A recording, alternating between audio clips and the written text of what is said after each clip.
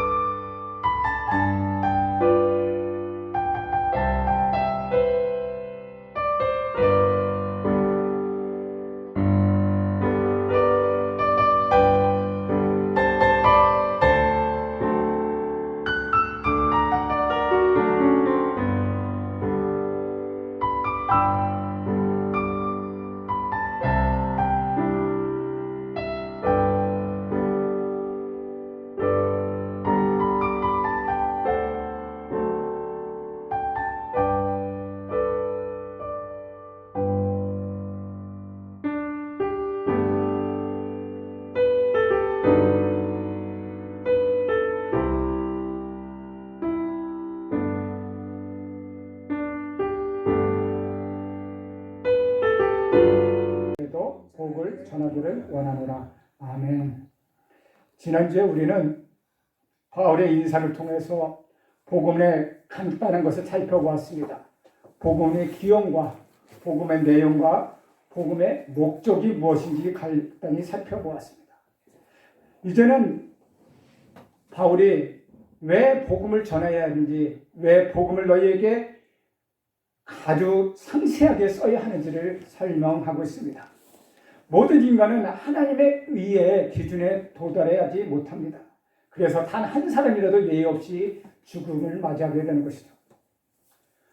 우리는 오로지 십자가에서 우리 죄를 대신하여 돌아가신 우리 구주 예수 그리스도의 그 은혜로 말미암아 구원을 얻었습니다. 우리 구주 예수 그리스도께서 이 땅에 오신가, 십자가에 죽으신가, 그리고 죽으심으로부터 부활하신가, 성령의 부어주심은 우리 인간들에게는 정말로 기쁜 소식이었습니다. 그래서 십자가에 죽기 직전에 우리 구주 예수님의 은혜를 받아들여서 구원을 얻은 한 강도의 경우에 보듯이 불신자에게 끝까지 심지어 죽기 전 죽을 때라도 귀에 대고 우리는 복음을 전해야 합니다. 다시 말하면 먼저 복음을 듣고서 예수님을 믿음으로 구주로 받아들여야 구원을 얻는다는 것이죠. 그런데 지금의 성경은, 오늘 성경은 오히려 믿음이 먼저 생기고 복음은 나중에 전하는 식으로 바울은 서술하고 있습니다. 특히 15절에 보면 바울은 분명히 로마에 있는 로마 교인들의 믿음이 세상에 소문날 정도로 그들이 믿음을 가지고 있었지만 그런 로마 교인들에게 최선을 다해서 복음을 전하고 싶다고 말하고 있지 않습니까? 이것은 믿음이 있어도 복음을 모르는 사람들이 있다는 것이죠.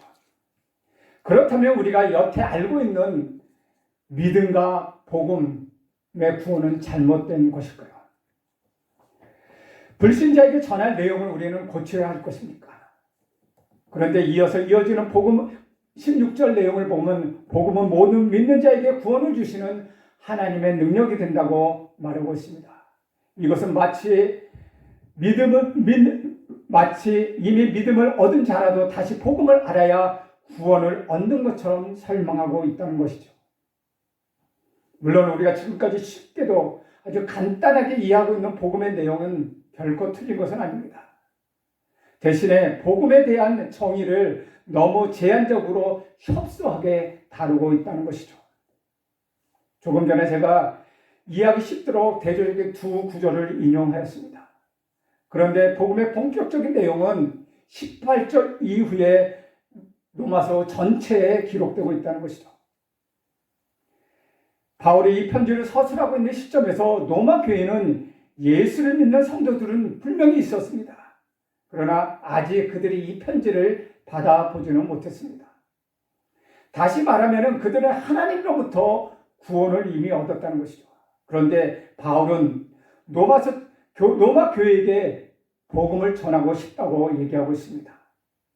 바울의 논리대로 하자면 성경은 로마서 전체가 복음이지 예수를 믿어야 구원을 얻는다는 내용은 믿음에 갖는 것에 불과하다고 지금 말하고 있는 것이죠. 그런데 혹시 여러분 오해하지 마십시오. 예수님이 십자가의 대속의 은혜를 믿지 않고는 절대 구원을 얻을 수 없습니다. 우리 구주 예수 그리스도의 오심과 죽으심은 흑암의 세력에 묶여서 죄의 종로로 타는 우리 노예 같은 인류에게 유일한 기쁜 소식임에는 틀림이 없습니다. 그러나 그것만으로는 복음이 갖는 풍성한 내용을 완전히 다 표현할 수는 없다는 것이죠. 그래서 오늘 본문 15절에 바울은 이렇게 고백하고 있습니다. 그러므로 나는 할 수 있는 대로 로마에 있는 너희에게도 복음을 전하기를 원하노라. 그런데 여기서 우리가 한 가지 이상한 점을 발견할 수 있다는 것이죠. 바울은 지금 로마 교회에 있는 교인들에게 편지를 보면서 로마에 있는 너희에게 나는 복음을 전하기를 원한다 라고 말하고 있습니다. 여기서 어떤 점을 이상한지 여러분 발견할 수가 있습니까? 지금 바울이 복음을 전하고자 하는 로마 교회의 교인들은 어떤 사람입니까? 그들은 이미 복음을 받아들이고 교회 공동체를 이루고 있는 믿음의 사람이요 그들은 믿음의 무리들이었습니다. 그런데 바울은 지금 그런 로마 교회의 교인들에게 복음을 전하겠다는 것이죠. 우리가 상식적으로 생각해 보면 복음은 주로 누구에게 전하는 것입니까? 주로 예수를 믿지 않는 불신자를 대상으로 우리는 복음을 전하고 있지 않습니까? 그런데 지금 바울은 로마에 있는 너희들에게, 즉 교인들에게 복음을 전하고 싶다라고 말하고 있습니다. 그렇다면 왜 바울은 복음을 믿지 않는 사람을 대상으로 해서 전해야 할 그 상식을 뛰어넘어서 로마에 있는 로마 교인들에게 복음을 전하고 싶기를 원했을까요?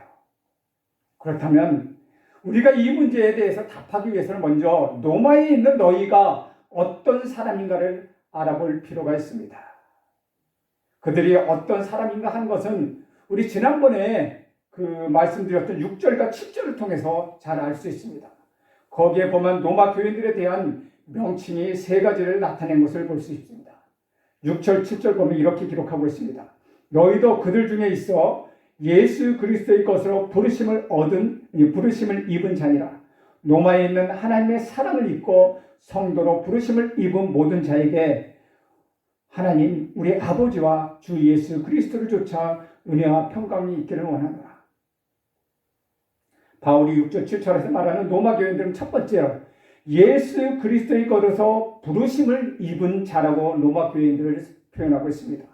먼저 이 말씀에 의하면 바울은 로마에 있는 너희를 가리켜 예수 그리스도의 것으로 부르심을 입은 자들이라고 말하고 있습니다. 그들은 예수님의 소유된 백성이라는 것이죠. 그들은 우리 구주 예수 그리스도께서 피로 값을 주고 사신받은 그리스도들의 것이라는 겁니다. 두 번째로 로마에 있는 교인들은 하나님의 사랑을 입은 자라고 표현하고 있습니다. 바울은 계속해서 7절에서 로마에 입은 사람들에게 하나님의 사랑을 입은 자들이라고 기록하고 있습니다. 하나님께서 죄와 사망의 가운데 죽을 수밖에 없는 우리 죄인들을 살리시기 위하여 그 아들 우리 구주 예수 그리스도를 십자가 못 박혀 죽으시게 하셨습니다. 로마에 있는 너희는 바로 이 놀라운 하나님의 사랑을 입은 자라고 말하고 있는 것입니다. 세 번째로 그럴 뿐만 아니라 바울은 세 번째로 7절에 보면은 로마에 있는 너희를 향해 성도로 부르심을 입은 자라고 부르고 있습니다. 성도라는 말은 무슨 뜻입니까? 거룩한 자라는 얘기입니다. 구별된 자라는 얘기입니다. 여기서 거룩하다는 말은 구별되다, 성결되다라는 뜻을 갖고 있습니다. 그러므로 성도들의 말은 그들이 도덕적으로 거룩한 사람들이라는 말이 되기보다는 많은 사람들 가운데서 하나님의 백성으로 구별함을 입은 자라는 의미를 갖고 있습니다. 이렇게 로마에 있는 그리스도인들은 세 가지 신분을 가진 자들, 즉 예수 그리스도의 것으로 부르심을 입은 자, 하나님의 사랑을 받은 자, 성도로 부르심을 입은 자들이었다고 바울은 분명히 기록하고 있습니다. 그리고 이 세 가지는 모든 그리스도인이 항상 가져야 할 기본적인 신분적 의식이기도 합니다. 이제 다시 처음의 질문으로 돌아가 보면은 그렇다면 왜 바울은 이렇게 예수 그리스도의 것으로 부르심을 입은 자, 하나님의 사랑을 받은 자, 성도로서 부르심을 있는 자들인 로마 교회 교인들에게 복음을 전하기를 원했을까요? 혹시 바울이 지금 무언가 착각하고 있는 것은 아닐까요? 우리 8절 말씀 함께 읽어보겠습니다. 시작. 내가 예수 그리스도로 말미암아 너희 모든 사람에 관하여 내 하나님께 감사함은 너희 믿음이 온 세상에 전파되리로다. 더더구나 지금 본문 8절을 뭐라고 얘기하고 있습니까? 바울은 로마 교인들에게 감사하고 있다고 얘기하고 있습니다. 그는 왜 감사하고 있습니까? 로마 교인들의 믿음이 온 세상에 전파되었기 때문에 그것에 감사한다고 얘기하고 있습니다. 즉 로마 교회 교인들은 믿음은 그 지역의 여러 지역에 벌써 소문이 날 정도였다는 것이죠. 따라서 로마 교회의 교인들은 믿음이 있는 교회의 교인들이었습니다. 또 바울은 로마서 16장 19절에 보면은 너희 순종함이 모든 사람에게 들리는지라 그러므로 내가 너희로 인하여 기뻐한다고 고백하고 있습니다. 이 말씀에 의하면 로마 교회 교인들은 믿음이 있을 뿐만 아니라 순종하는 교인들이었다는 것이죠. 그러므로 그 믿음 안에서 그 순종이 얼마나 그들이 순종을 잘했든지 그 순종이 소문날 정도였다는 것입니다. 그렇다면 바울이 이런 교인들을 향해 복음을 전하고자 했던 이유는 무엇이었을까요? 그 이유가 너무나 궁금해지지 않습니까? 이처럼 믿음이 좋고 신앙생활을 잘하는 교인들을 보고 왜 그는 복음을 전하기를 원했을까요? 그러나 바울은 그러나 바울은 참으로 심각하게 로마 교인들에게 복음을 전하고 싶다고 얘기하고 있습니다.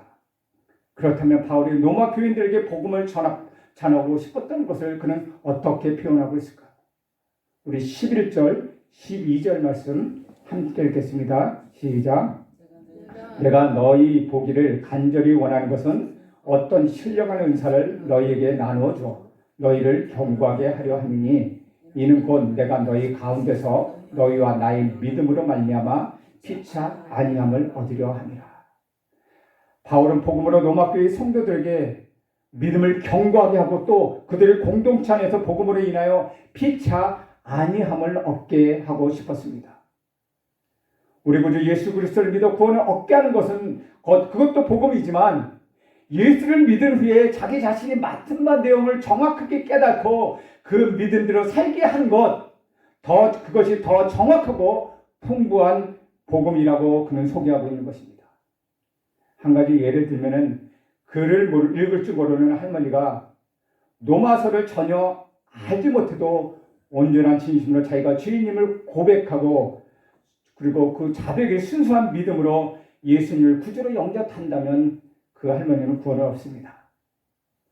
믿음은 분명히 생겼지만 복음은 아직 완전히 모르는 상태입니다. 믿음은 견고하게 되어 성도들까지 피치 아니하는 기쁨은 누리지 못한 채 그는 천국에 갈 것입니다. 십자가상의 강도처럼 말입니다. 십자가상의 강도도 구원을 얻었지만 그는 구원 이후의 삶을 한 번도 살아보지 못했습니다. 십자가의 진정한 의미도 모르고 단순히 예수를 믿고 그는 천국에 갔을 뿐입니다. 지금 제가 마치 두 종류의 복음을 이야기한다고 절대로 착각하지 마십시오. 복음은 어디까지나 십자가 복음 그것 하나뿐입니다. 성령의 간섭함으로 인하여 중생하여 참된 구원을 얻는 자는 구원 이후에도 같은 복음 안에 있는 것입니다. 구태여 교회를 몰라도 이전과 다른 삶을 살게 된다면 빛과 소금의 역할을 잘 감당하게 된다면 그는 자신의 전부를 주님께 바치는 일생을 살려고 한다면 비록 그 실천이 그 사람에게 더디게 따를지라도 그 사람은 나름대로 노력하고 또 구원을 위해서 구원을 완성하려고 노력하게 되는 것입니다. 이것이 이 서신을 곧 받아볼 로마 교인들의 신자들의 상태와 같았습니다. 예수님이 십자가에 달려 살아나신 메시아라는 사실을 믿었습니다. 틀림없이 성령의 간섭으로 자신이 이전과의 다른 사람으로 거듭났다는 사실 그들은 분명히 깨닫고 있었습니다. 또 앞으로도 인생을 살아갈 방향과 목적이 달라져야 하겠다고 그들은 결심했을 것입니다. 그러나 그것뿐이었다는 것이죠.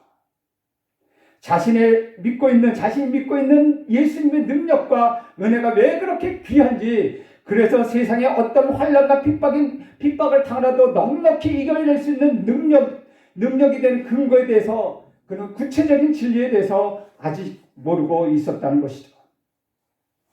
그래서 바울은 15절과 같은 고백을 합니다. 우리 15절 함께 읽겠습니다. 시작. 그러므로 나는 할 수 있는 대로 로마에 있는 너희에게도 복음 전하기를 원한다. 그러므로 바울은 어떻게 해서든 로마 교회의 성도들에게 가서 복음을 전하고 싶었던 것입니다. 그렇다면 우리는 바울이 이렇게 로마에 가서 전하고 싶어 했던 모습 속에서 분명히 무슨 이유인가 있을 것이라는 결론을 내릴 수 있습니다. 그것이 무엇입니까? 이 문제에 대해서 많은 성경학자들이 논쟁을 하고 있습니다. 제가 성경 주석을 찾아봐도 성경의 여러 곳을 찾아봐도 무려 10여 가지 이상의 설명을 하고 있습니다.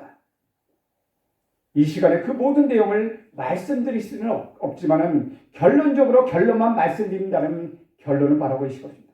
그런데 결론이 너무 간단합니다. 무슨 대단한 내용도 아닙니다. 그러나 우리는 이것이 너무나도 당연하게 지금까지 잊고 지내고 있는지도 모릅니다. 즉 복음은 하나님을 알지 못하는 세상 사람들에게만 필요한 것이 아니라 이미 하나님 믿고 있는 사람들에게도 여전히 필요하다는 것입니다. 그래서 로마에 있는 너희에게 내가 복음을 전하겠나라고 이 바울의 말은 복음은 로마 교회에 다시 들려져야 한다는 것입니다.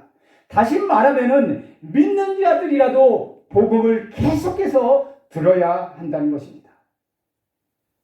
왜 그렇습니까? 우리가 이에 대해서 대답하려면 잠시 로마 교회에 대해서 좀 더 알아볼 필요가 있습니다.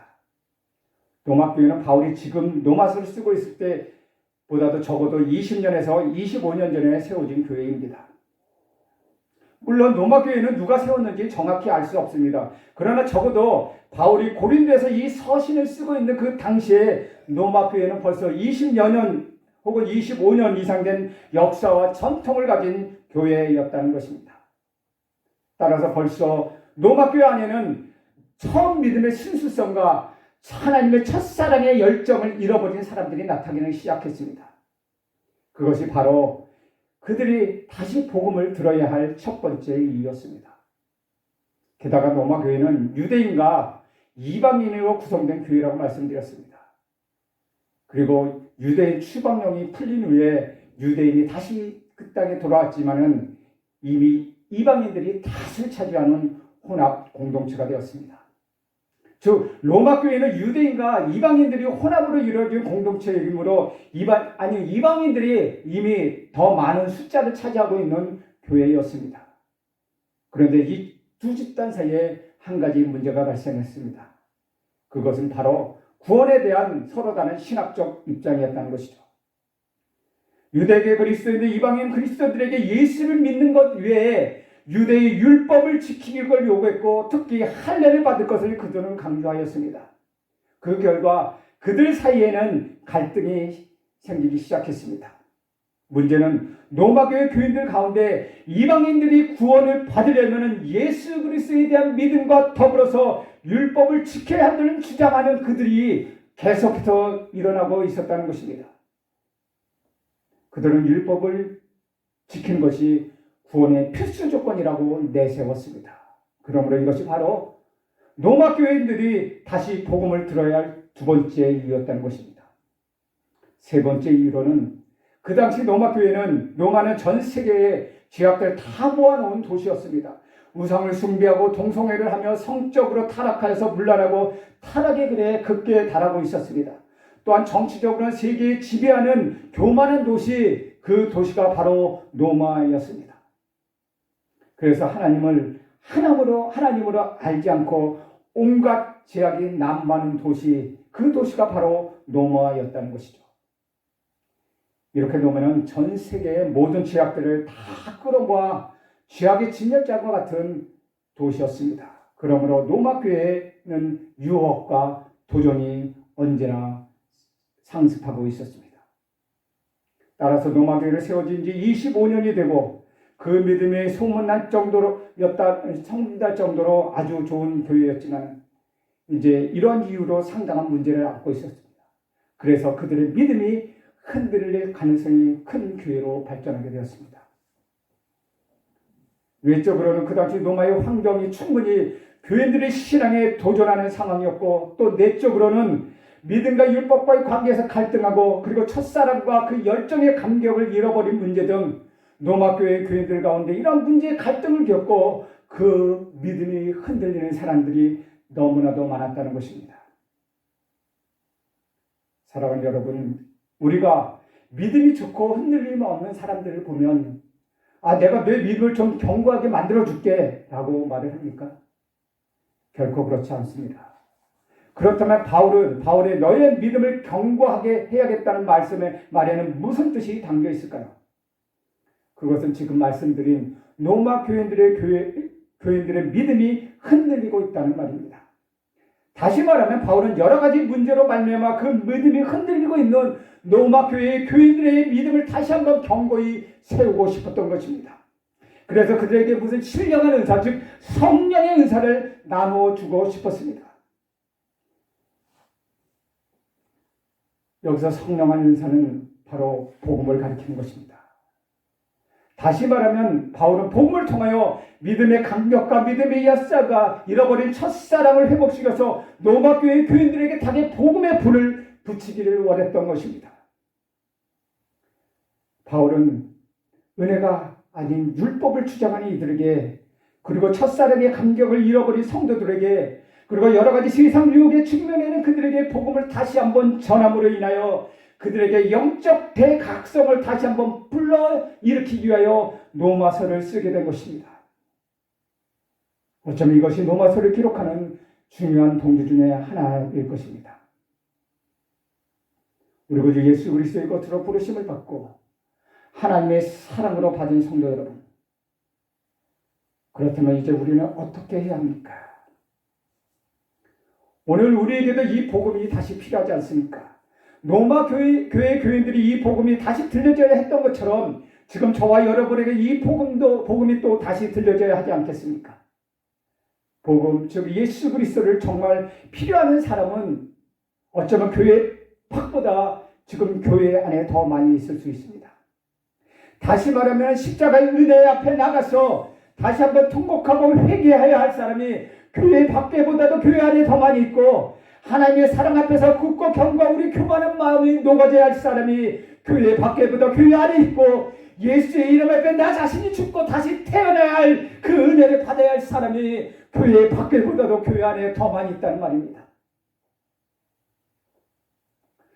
요컨대 성도가 정작 배우고 믿어야 할 복음은 믿은 후에 있다는 뜻입니다. 그러나 오늘날 바울이 말하는 복음을 잘 전해지지 않고 있습니다. 대부분의 교회가 믿음으로 구원을 얻는다는, 믿음이 구원을 얻게 만든다는 복음에만은 사활을 걸다시피 집중하고 있습니다. 예수 믿기만 하면 구원을 얻는다는 일종의 보증수표를 지금 남발하고 있다는 것입니다. 다시 말하면 교회의 양적 성장에 치중하고 있다는 뜻이죠. 예수를 믿어봐야 구원을 얻는다는 절대적인 진리는 모든 기독교 종파들이, 심지어는 어떤 이단이라도 한 목소리로 전파하고 있습니다. 오늘 본문에서 식으로 말한다면 믿음을 심어줘서 심지어 의지적으로도 믿음을 믿어보라고 열심히 권면하고 설득하다 못해 반쯤 강요하기도 합니다. 행위가 아닌 믿음으로 구원을 받는다는 구호를 철두철미 외치면서도 실질적으로는 온갖 방식의 행위를 동원해서 그들이 믿을 것을 요구하고 있습니다. 양적 성장에만 눈이 어둡다 보니 다양한 형태로 믿음을 이미 가지고 있는 기존의 신자들을 다 포용하려고 합니다. 그리고 교회를 구원 얻는 복음만, 그것도 아주 피상적으로 갖추고 나선 정작 구원 얻은 후에 자기가 맡은 바 내용을 정확히 깨달아 그 믿음으로 승리해야 할 복음을 가르쳐주지 못하는 딜레마에 빠지게 되는 것입니다. 나가서 이런 현상을 고치려는 반작용을 불러일으키는 폐단까지 생기게 되었습니다. 교회가 믿음으로만 구원을 얻음으로도 온갖 형태의 행위를 추가 요구하고 있음을 격분하여서 오직 십자가의 복음으로 돌아가야 한다고 외치기까지 하는 것은 다 좋습니다. 그러나 교회가 성도들에게 행사, 프로그램, 율법적 계명을 강요하는 일은 우리는 일체로 중지해야 합니다. 교단 마땅히 없어져야 할 것이고, 신앙은 물론 교리도 가르칠 필요 없다고들 얘기를 합니다. 심지어는 무교의 주의자들이 주장하는 주의 성서마저도 부인하는 단계에 이르지 않았습니까? 사랑하는 성도 여러분, 여러분은 우리 구주 예수의 것이요 하나님의 사랑을 입은 자요 성도수를 부르심을 입은 자들입니다. 다시 한번 여러분에게 질문하겠습니다. 여러분은 예수 그리스도의 것입니까? 여러분에게 도전적인 질문을 다시 한번 던지겠습니다. 여러분, 오늘 밤 내가 하나님께 그렇게 부르심을 받는다면은, 아멘, 주님, 저를 주님이 계신 곳으로 불러주셔서 감사합니다라고 고백할 수 있습니까? 만약 이 질문에 혹시 우리 가운데 단 한 분이라도 확실하게 고백할 수 없는 사람이 계시다면, 오늘 이 설교는 바로 그분을 위한 것입니다. 그분이 바로 복음을 다시 들어야 할 사람입니다. 교회 10년 전에도, 교회 20년을 출석해도, 교회 집사라고 해도, 교회 권사라고 해도, 장로라고 해도, 목사라고 해도, 아니 신학대학교 교수라고 해도 이 확신이 없다면 그가 바로 복음을 다시 들어야 할 사람입니다. 두 번째로, 여러분은 하나님의 사랑을 받고 있는 사람입니까? 여러분, 내가 하나님의 사랑을 받고 있는 자라는 확신과 감사가 지금 있습니까? 나는 복음의 빚진 자라고 하는 확신과 하나님의 사랑과 은혜에 대한 감격의 눈물이 지금 여러분 마음속에 남아 있습니까? 오늘 우리에게는 죄로 말미암아 죽음 마땅한데 나를 십자가에 벌로 씻어주셨고 하나님의 자녀로 삼아주시고에 대한 감격이 여러분의 심령에 지금도 남아 있습니까? 만약 여러분 심령 가운데 아직 이 감격의 눈물, 이 감사의 눈물이 메말라 있다면 바로 여러분이 다시 복음을 들어야 할 사람입니다. 세 번째로 여러분은 하나님의 부르심을 받은 성도입니까? 여러분 또한 하나님의 부르심을 받은 거룩한 백성이 되었습니까? 왕같은 제사장님을 기억하고 살고 계십니까? 오늘 여러분의 성도로서 구별된 삶을 살고 있느냐 말입니다. 성도는 무엇입니까? 거룩한 백성입니다. 거룩한 백성이 무엇입니까? 구별된 백성을 말하고 있는 것입니다. 그런데 오늘날 많은 교인들 가운데 교회 안에 있을 때는 특별히 예배를 드릴 때에는 그 신앙이 아주 충만한 것 같고 성도로서 구별된 백성들 같은데 세상으로 나가보면 도저히 성도인지 구별되지 않는 그런 성도들이 너무나도 많다는 것입니다. 세상 사람들과 똑같이 거짓말하고 세상 사람들과 똑같이 미워하고 세상 사람들과 똑같이 시기하고 욕하고 부정적인 행동을 하고 도저히 세상 사람들과 구별된 모습을 그 어디도 찾아볼 수가 없습니다. 세상 사람들과 구별되게 살라고 하나님께서 성도로 부르심을 받았는데 우리가 어쩌다가 이렇게 되었습니까? 오늘 여러분에게 정말 나는 구별된 자요, 나는 성도라는 의식이 있습니까? 만약 그러지 못하다면 여러분은 다시 복음을 들어야 합니다. 우리 구주 예수 그리스도의 십자가의 복음을 다시 들어야 한다는 것입니다. 그렇다면 복음을 듣는다는 것은 무엇을 얘기하는 것입니까? 첫 번째로 예수님께서 나를 위하여 십자가에 돌아가신 것, 그것의 모든 것을 치르기 위해서 내가 주님 것이 되었다는 사실을 계속해서 기억하며 감사하십시오. 그것이 바로 다시 복음을 듣는 것입니다. 나는 누구입니까? 나는 예수 그리스도의 것입니다. 나는 우리 구주 예수 그리스도의 소유된 백성입니다. 우리는 오직 예수 그리스도의 피로 값을 주고 사신 우리 예수 그리스도의 것입니다라고 고백하며 살아가십시오. 둘째로 우리 주님께서 십자가 위에 나를 위하여 사랑하셨는지 쉬지 말고 묵상하고 감사하십시오. 그것이 다시 복음을 듣는 것입니다. 여러분, 나는 누구입니까? 우리는 누구입니까? 우리는 말로 다 할 수 없는 그 무엇과도 바꿀 수 없는 놀라운 하나님의 은혜와 하나님의 사랑을 받은 사람들입니다.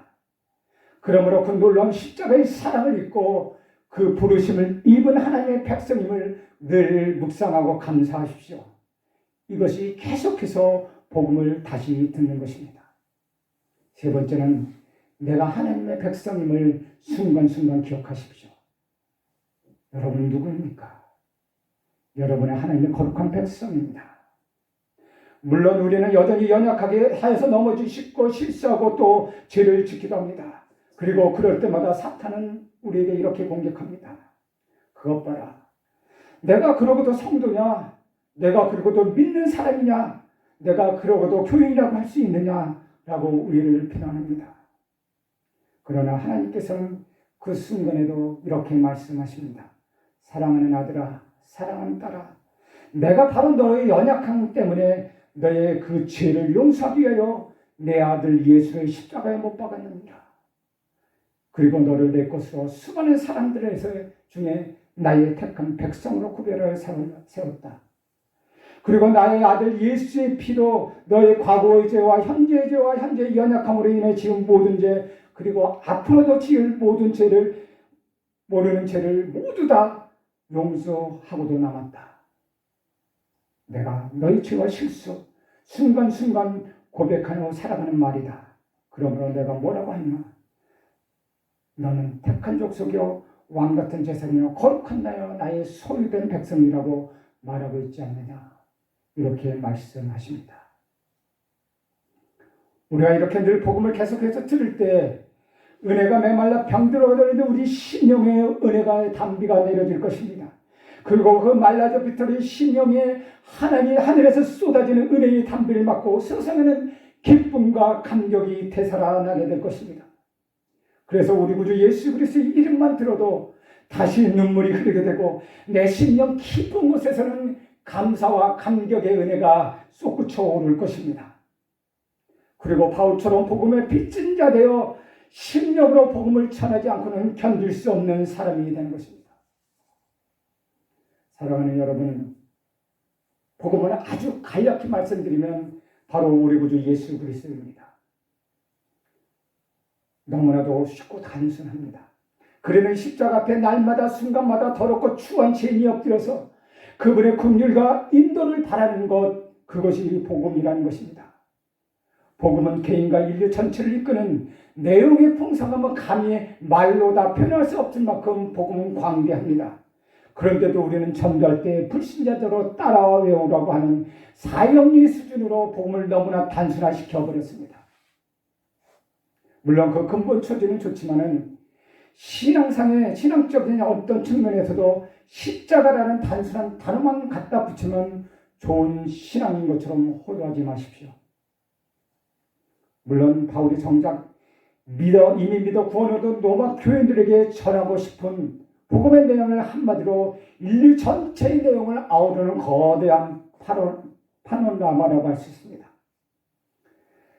단순히 예수를 믿으면 천국 간다는 정교형 멘트가 아니라는 것이죠. 복음은 창세기 창조 이야기부터 시작함을 주목하십시오. 하나님의 인간을 향한 거룩하고 원대한 근본적인 뜻을 분명히 알고 있는 것입니다. 그것이 바로 예수 없이는 인간은 멸망할 수밖에 없는 존재라는 것이죠.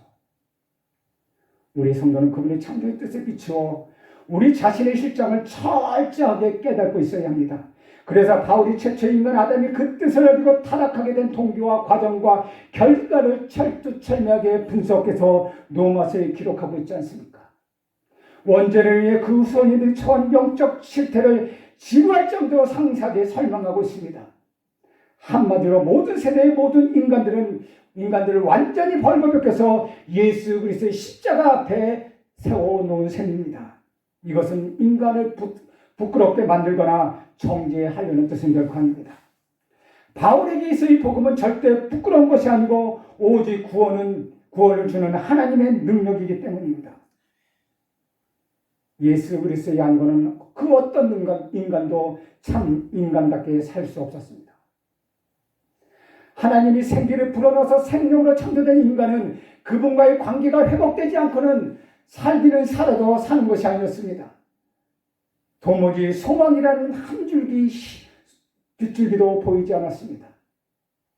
장래에 기다리고 있는 것은 영육간의 완전한 죽음 그것뿐이었습니다.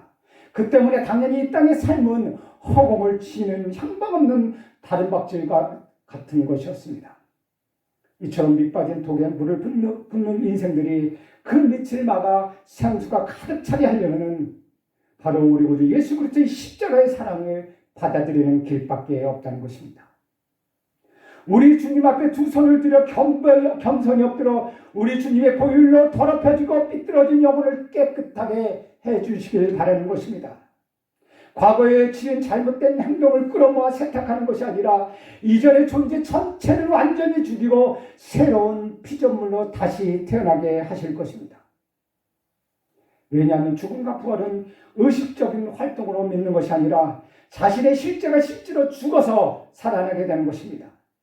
즉 골고다 십자가의 죽음과 아디마다 요셉의 빈 무덤 부활의 양쪽에 다 동참하는 것이기 때문입니다. 예수를 믿어 구원을 얻은 후에도 마찬가지입니다. 아니 오히려 더 중요합니다.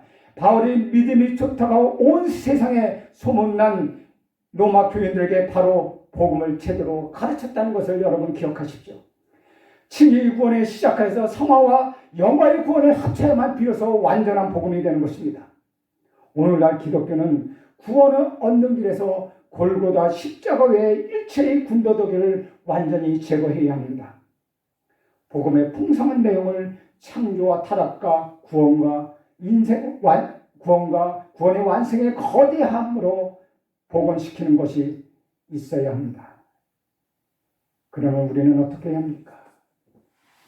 자꾸만 자신을 세상의 중심에 두고 나 자신의 의를 자랑하려는 끈질긴 습성을 성령님의 도심으로 죽이고 또 죽여야 합니다. 피 흘리기까지 세상의 죄악과 흑암과 싸워 이겨야 합니다. 이미 십자가에서 사단의 권세를 완전히 굴복시킨 우리 주님의 권세를 전적으로 의지해야 합니다. 그래서 내 지체 속에 아직도 살아 꿈틀거리고 있는 죄의 제약의 본성의 숨통을 틀어막아야 합니다. 영원토록 살아계신 우리 구주 예수 그리스도께서는 하늘과 땅의 모든 권세를 가지고 오셔서 언제나 어디서나 여러분과 동행하십니다. 여러분 이것을 기억하십시오. 여러분은 예수님을 믿음으로 하나님의 아들 예수 그리스도의 것이 되었습니다. 여러분은 하나님의 놀라운 사랑을 입은 사람들입니다. 여러분은 하나님의 거룩한 백성이 되었습니다. 이제 감사합시오. 기뻐하십시오. 그리고 영적 전쟁에서 승리하는 여러분 모두가 되기를 주님의 이름으로 축원드립니다. 기도하겠습니다. 하나님 오늘 주신 말씀을 가지고 우리 기도하겠습니다. 하나님 바울이 로마교회에 그렇게 또 믿음 좋았던 로마교회에 복음을 전하고 싶었던 것은 정말 로마교회가 믿음이 없어서가 아니라 그들이 믿음 위에 복음을 온전히 깨닫게 하기 위해서였습니다. 그들이 예수 그리스도의 이름으로 부르심을 받은 자고 하나님의 사랑을 입은 자고 성도의 부르심을 잘한 것을 깨닫게 하셔서 하나님 그들이 온전하게 하나님께 감사함으로 믿음이 무엇인지 복음이 무엇인지 그들이 알게 하기 위하였습니다. 하나님 그러므로 인해 그들의 믿음이 담대해졌습니다. 하나님 우리도 이와 같은 믿음을 주시옵소서. 주님 우리도 하나님의 사랑을 입은 자 예수 그리스도의 것이 된 자 하나님의 사랑을 입은 자 거룩한 백성임을 알게 하셔서 하나님의 흔들리지 않는 믿음 복음을 다시 깨닫는 믿음 계속해서 복음을 들음으로 인하여 구원을 완성하는 성도가 되게 하여 주시옵소서. 그러므로 인하여 하나님 우리 집안에 있는 우리 차세대 우리 자녀들에게도 하나님의 복된 소식을 전할 수 있는 우리 모두가 되게 하여 주시옵소서. 한 몫으로 기도하겠습니다. 하나님 오늘도